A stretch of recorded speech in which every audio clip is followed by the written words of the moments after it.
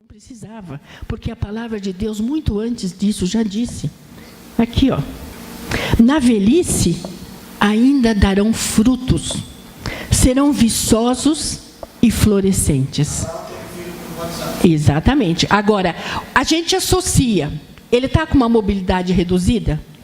Ele está com alguma doença que vai me dar trabalho de lidar com ele? Então, ele vai para escanteio. Mas aqui é um recado contrário. Então, a gente fica se perguntando, então, como vou transmitir verdade para quem não acredita em verdade definitiva? Como? Eu vou sentar porque eu quero ouvir respostas. O bom testemunho fala por si só, né? Eu acho que o testemunho que nós damos, aquilo que nós mostramos, o que as pessoas veem em nós, podem ver em nós, né? É aquilo que nós vivemos. Então, nós vivemos o Evangelho, né? Ele por si só vai falar por nós. E as pessoas que não creem na verdade do Evangelho passarão, no mínimo, a respeitá-lo. Então, o irmão está propondo que eu seja o Evangelho, não que eu pregue. Muito bem. Eu acredito que nós, pastores que pastoreamos a igreja, na verdade, não só os pastores, mas a igreja que é a igreja para a pós-modernidade, nós não temos como fugir disso, ter uma busca mais intensa e buscarmos nos especializarmos na interpretação de fato das Escrituras.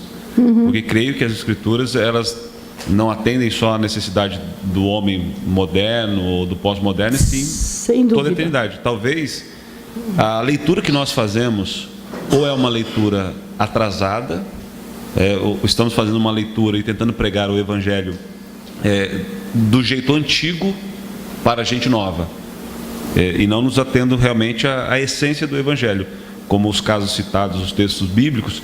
Será que se trata de uma regra rígida? O que nós estamos lendo é aquilo que nós estamos de fato entendendo? Ou não estamos fazendo a leitura das Escrituras com os óculos dos nossos pais? Contextualizada, exato. E isso sem relativizar as Escrituras. Exatamente, sem assim, relativizar. É importante que se diga. Existem verdades fundamentais, definitivas. Sem dúvida. A leitura que nós fazemos a leitura que nós fazemos dessas verdades é que podem estar equivocadas. Exato. Concordo com o pastor aqui, pastor Fábio, concordo com o Fábio. É assim, eu acho que nós estamos chegando é igual os países da Europa hoje. A globalização está fazendo isso aí. Muitos países que eram avivalistas, hoje, se pode ver, as igrejas estão vazias. Você vê na França, o que nós vimos hoje de leitura de grandes homens de Deus do passado, você vê hoje lá nos seus países está um caos. E nós estamos caminhando para isso também, se nós não tiver cuidado também com a doutrina, o Evangelho que nós pregamos. Deixar de lado, e tudo é relativo, vai virar isso também. O grande cuidado, e é o que nós estamos querendo dizer aqui, é o seguinte: não estamos falando de relativismo, porque a palavra de Deus, ela é clara. Nós estamos falando de pessoas numa era pós-moderna que tem uma visão e uma interpretação diferente, e nós estamos tentando alcançá-las, por exemplo, com campanhas evangelísticas, com as 4 leis espirituais, coisas que realmente a gente tem que dizer, não dá, é outra cabeça. Nós estamos neste impasse, aonde não é mais o centro, aquela verdade absoluta, não existe. O que existe é o que eu entendo daquela situação e o que o outro entende e faz da situação. Então, o que eu quero dizer, meus irmãos, é o seguinte: o que a palavra diz é uma coisa. O que eu, pós-moderna, ou as outras pessoas fazem com essa palavra que foi dita é outra coisa. E que o que Deus faz conosco, com aquilo que fizemos, é uma outra coisa também. Então, muitas vezes, nós sabemos que o que é dito não bate mais com aquilo que é feito. E como volta a pergunta: como transmitir verdade para quem não acredita em verdade absoluta? Já tivemos aqui algumas respostas. Há uns 2 domingos atrás, eu ministrei na minha classe da IBD algumas mulheres da Reforma. Então, a esposa de Zwingli, a esposa de Calvino, enfim. E eu tinha que falar sobre a biografia dessas mulheres. Eu me impressionei.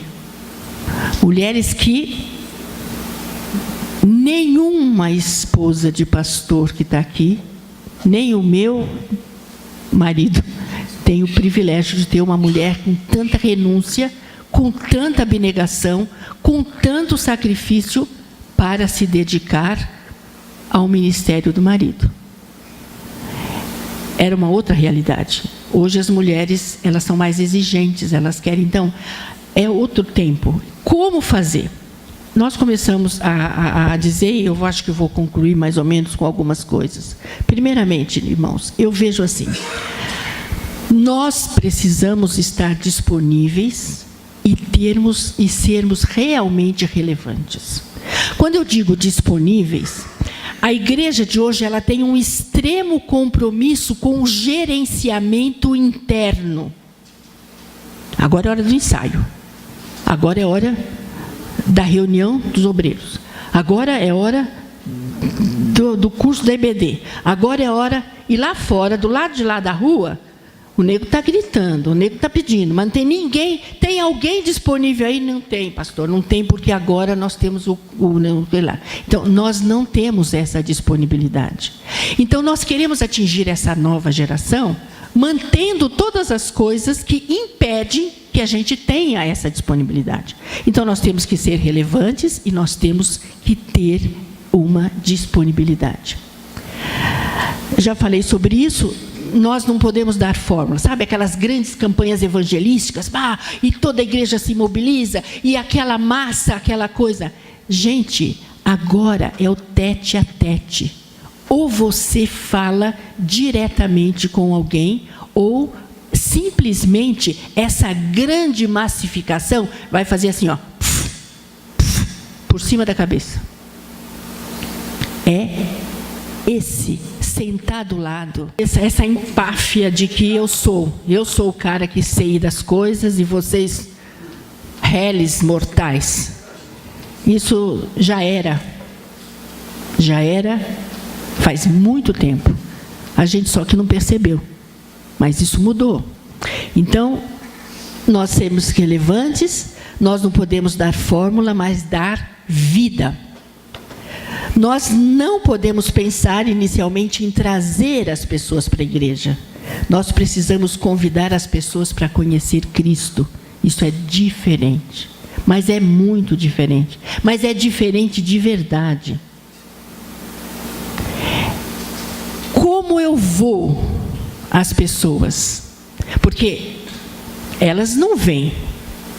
Concorda? A nossa igreja tão clássica, aquelas mulheres tão bem vestidas e elegantes, né?